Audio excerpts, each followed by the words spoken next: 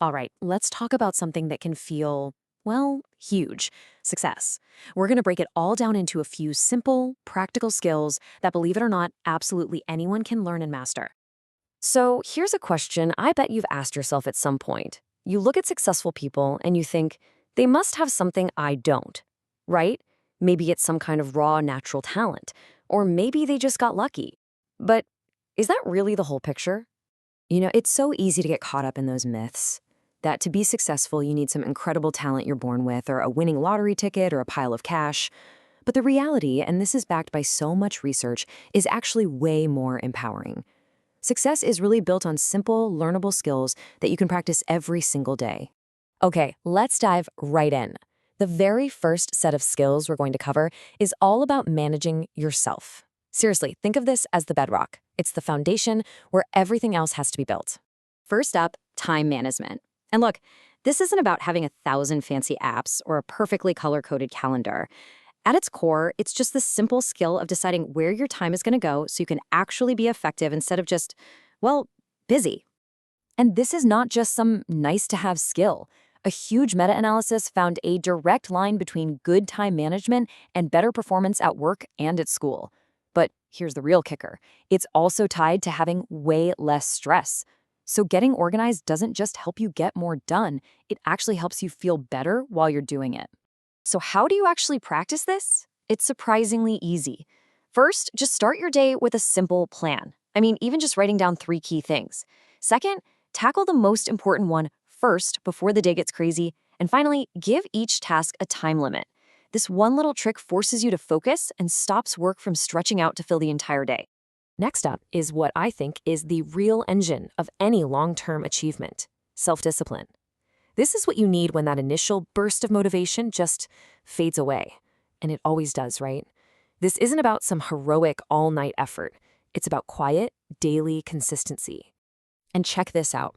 This is from a landmark study by researchers Duckworth and Seligman. They found that for teenagers, self-discipline was a better predictor of good grades than their IQ score was. I mean, just think about that for a second. Your ability to show up and be consistent actually matters more than how smart you are on paper. So, building this skill starts super small. Create tiny, unbreakable rules for yourself, like reading for just 15 minutes a day, no matter what. Try to finish one thing before you jump to the next. It's that daily repetition that builds trust and proves to yourself that, yeah, you can actually count on you. And the final skill for managing yourself? Lifelong learning. Look, in a world that changes as fast as ours does, committing to keep learning isn't just a nice little bonus. It's absolutely essential. It's that ongoing curiosity that keeps you adaptable, relevant, and feeling confident. And hey, this isn't just some personal development idea. On a global scale, the Organization for Economic Cooperation and Development, the OECD, says that for adults, continuous learning is vital, not just for their jobs, but to really participate fully in society. It's a great reminder that your skills aren't set in stone. They're meant to grow. And practicing this does not have to be a huge deal. Just read for 15 minutes a day. Take a short online course on something you're curious about. And maybe most importantly, change your mindset. Mistakes are not failures. They're just information. They're data telling you what to try next. All right, so once you've got that internal foundation solid, it's time to build outward. This next set of skills is all about how you connect with other people, because that's where so much opportunity really comes from. Let's start with a big one: communication. This might be one of the most valuable skills you could ever build. It's about getting an idea out of your head and into someone else's, with as little confusion as possible. But here's a secret. The real key to great communication isn't talking, it's listening. In fact, the U.S. National Institutes of Health calls active listening fundamental to professional interaction. And why is that? Because it's what guarantees everyone's actually on the same page. In any team, that means better collaboration, fewer mistakes, and just, well, better results. When people feel like they've been heard, they work better together. It's that simple. And you can practice this with a really easy 3-step loop. First, when it's your turn, speak clearly. Second, when they're talking, just listen. Don't plan your rebuttal, just listen. And finally, before you jump in, summarize what they said. Okay, so what I'm hearing is that one little habit will prevent so many misunderstandings. Let's move on to another big one: emotional intelligence, or EQ. Think of this as the skill of social navigation. It's about being aware of your own feelings, being able to get a read on what other people might be feeling, and then choosing how you respond with a little bit of wisdom. And the benefits at work are just enormous. I mean, study after study shows that people with higher EQ tend to perform better in their jobs, they're more committed to their teams, and they are so much better at navigating disagreements without burning bridges. And you can build your EQ with a simple practice. First, just try to name your own emotion. Okay, I'm feeling pretty frustrated right now. Second, look at others. That person seems stressed. And third, this is the most powerful step of all. Just pause. Pause for 5 seconds before you react. That tiny little gap can be the difference between a productive conversation and a total disaster. Okay, our final skill is networking. And wait, before you cringe, let's redefine this because networking gets a really bad rap. This is not about being fake or just collecting business cards to hit a quota.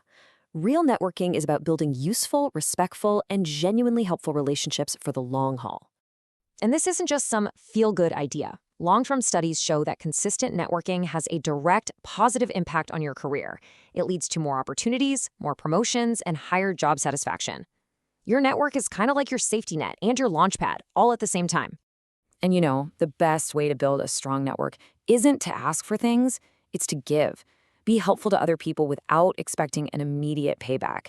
Stay in touch with a simple, thoughtful check-in every now and then.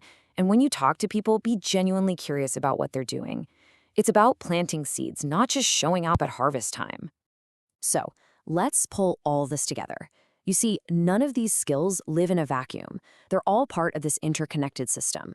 For instance, being a good communicator makes your networking way more effective. Your self-discipline is what fuels your time management and keeps you learning. And your emotional intelligence?